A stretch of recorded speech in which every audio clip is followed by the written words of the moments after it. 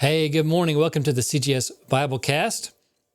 Thank you so much for joining us. I know this is a commitment to watch every single morning, and so I really appreciate the commitment that you're making today. So today we're going to be in the book of Joshua, chapter 17. Verse 15 is kind of where we're focusing on, but really you kind of need to read it, the chapter 17, to get a little context there. So let's go ahead and read our verse here. So they're giving out land, right? If you've been reading in Joshua, you know that they're giving out land, and each tribe is responsible for their tract of land that's given to them and clearing it out. And if they need help, they're given help to go clear it out. So it says this in verse 15. So they're like, we need more room, basically. They're going to Joshua and saying, we need more room. He replies, if there are so many of you, and if the hill country of Ephraim, I just realized I didn't, usually like I practice these words. I didn't do that today. Mistakes were made.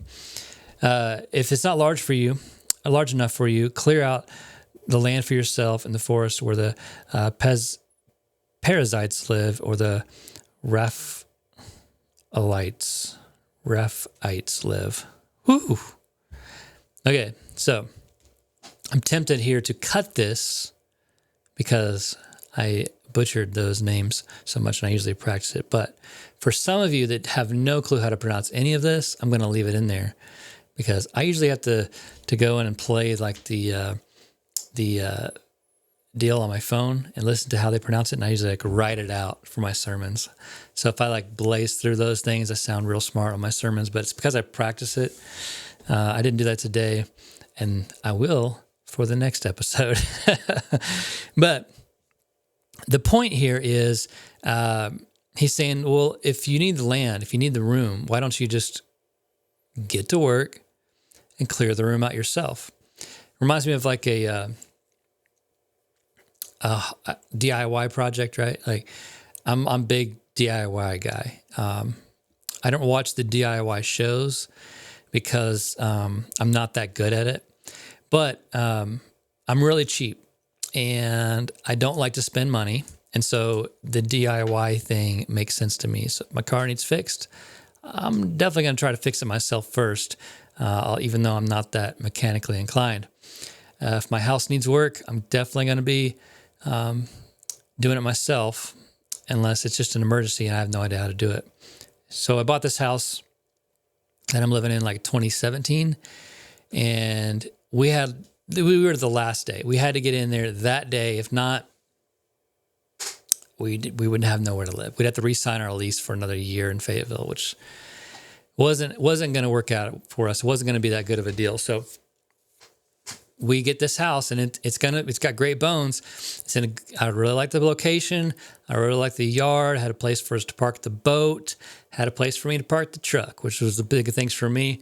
It had has 3 bathrooms, and it had room for a 4th bedroom, which we really wanted because we wanted people to come visit us. That was important. If you haven't visited us, come visit us. We got an extra room for you.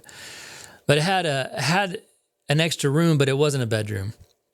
And so it had this like random sitting room that like it's just an old school thing. Like we don't need sitting rooms. Like I don't need a sitting room. I have my living room for that. So we converted that into like a flex room. So it's like a guest bedroom / office, and it's been perfect for us. It's been really great. And then there was like there was these half walls everywhere. So we took one of the half walls out for our dining room to open it up. We walled up one of the half walls to make that flex room. The whole house had this horrible carpet. Day one, we ripped that out, put in floors. We've done a lot of things. We've done the kitchen, the bathrooms. It's been a lot of work. And if I didn't do the work myself, I couldn't afford to do it. We maybe have been able to do one thing here or there, but it would take a lot longer, and just because it takes forever to save up the money for it. So the point I'm trying to make here is if you want to get things done a lot of times you got to do it yourself. And so Joshua's kind of trying to say that here. So it's like if the land is not large enough for you, clear out the land for yourselves. Okay? Do it for yourself. So they're facing this renovation challenge of their own. They wanted more land, but they weren't willing to make an effort for it. Even though God had already given it to them, they only saw obstacles and challenges instead of the end result of rising above all of these challenges. If we read on and go further on down here, they responded and they said, it's not large enough for us, but all the Canaanites in the lowlands have iron chariots, and in the surrounding settlements. I'm just trying to see how much of this I need to read. Basically here, the last line in verse 16, he says, they're saying, they are too strong for us. And so they're saying, listen, it's not for us. They're too strong. They've got iron chariots. And so they are unwilling to go do the work themselves. Too many times we see God, what God has for us. We know his promise for us. We know what he's capable of. But because it will require effort, change is hard for some people, time, or other challenges, we don't even try. It's like we don't have time for this. However, if we take on the challenge and we discover that God will fill in the gaps, he will provide because he is the great provider. When things seem impossible, it's a good reminder that we need God to lead that charge. Only then will you attain something truly beautiful and well worth the effort. My house is not done. There's always going to be projects, and you probably have the same reality in your house, unless you just moved into a brand new house or something.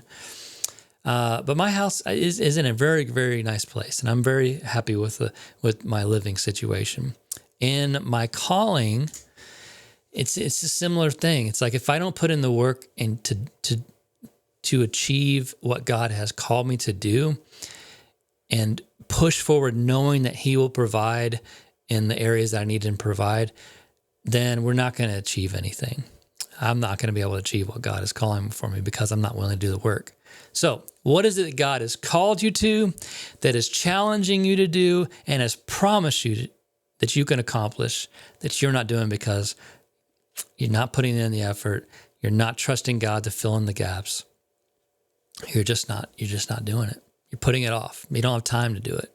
Well, whatever those obstacles are, remove them because God is the ultimate provider and he can make a way. Hope this has been helpful. Get out there and do that project.